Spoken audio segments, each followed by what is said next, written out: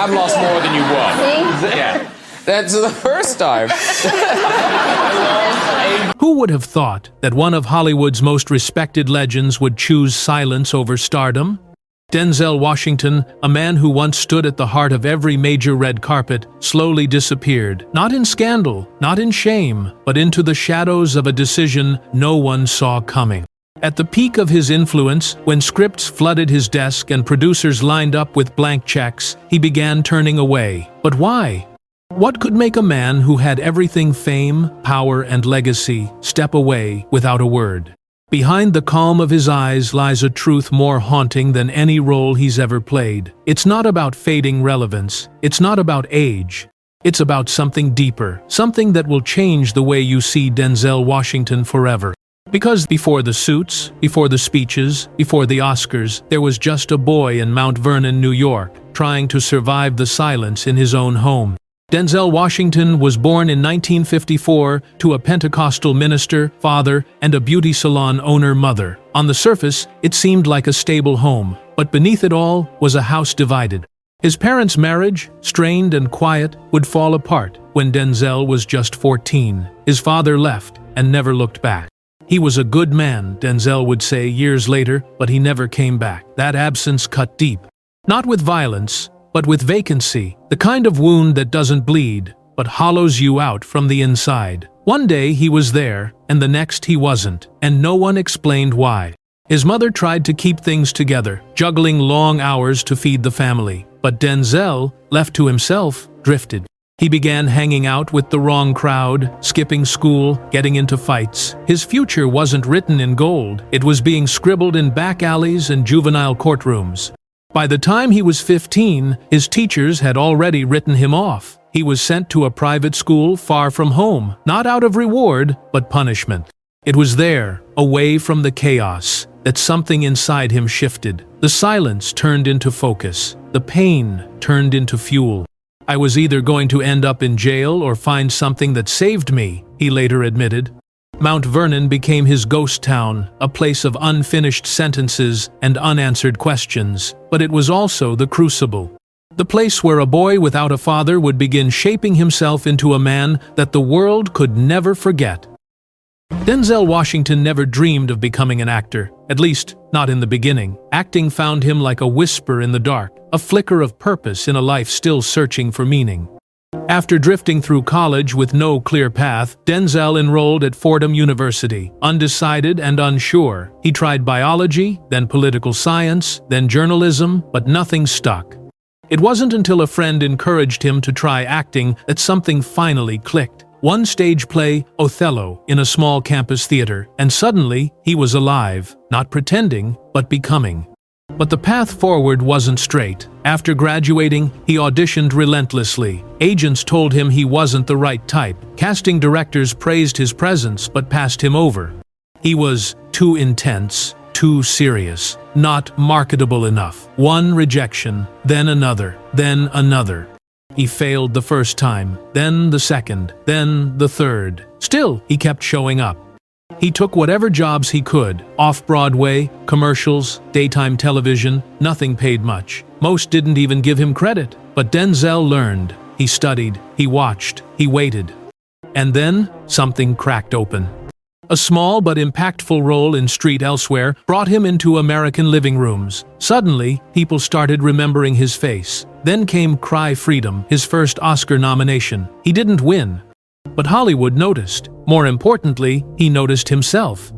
Still, behind each small victory was a deep hunger, not just for fame, but for something real. He wasn't interested in being a star. He wanted to be an artist, and that made the journey twice as hard. His rise wasn't a straight climb, but a brutal staircase, every step built from pain, sacrifice, and the refusal to settle. The industry didn't hand him anything. He carved it, piece by piece. At times, he was close to giving up. At times, he thought he already had, but something always pulled him back. And that something, that fire would soon set Hollywood ablaze. The 1,990 seconds didn't just elevate Denzel Washington, they crowned him. He became a name that echoed across continents. With performances that cut through the screen like truth itself, he wasn't just acting, He was commanding. Malcolm X, Philadelphia, The Hurricane. Training Day, each film a masterclass, each role an evolution. When he won the Academy Award for Best Actor in 2002, only the second black man in history to do so, the world stood up. But Denzel never did it for the applause.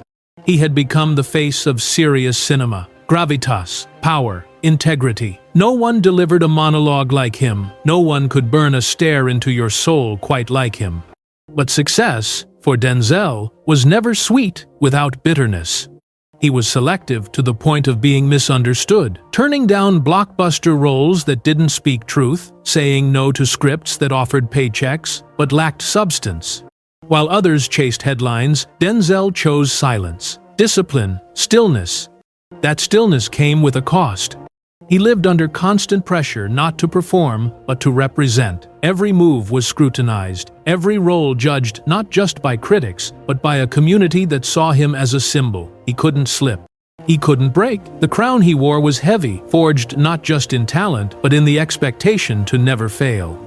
He poured himself into his craft, but it drained him. Late-night shoots bled into early morning doubts. He missed family moments. He distanced himself from the spotlight. Interviews became rare. Public appearances even rarer. As the world celebrated him, Denzel Washington stood at the summit of fame, looking down, wondering what it had really cost him. He had everything: the legacy, the awards, the reverence of an entire generation. Everything except peace. In front of millions, he stood tall, poised, articulate, untouchable. But behind the scenes, Denzel Washington was quietly unraveling. Fame didn't seduce him, it suffocated him. The pressure to be perfect, not just as an actor, but as a symbol of moral integrity, black excellence, and fatherhood, built a prison of expectations. One misstep, and everything he had built could collapse. Not just for him, but for the image others had placed on his shoulders. He never fell into drugs, never spiraled publicly. But that didn't mean he was free. His demons were quieter, more disciplined, more dangerous.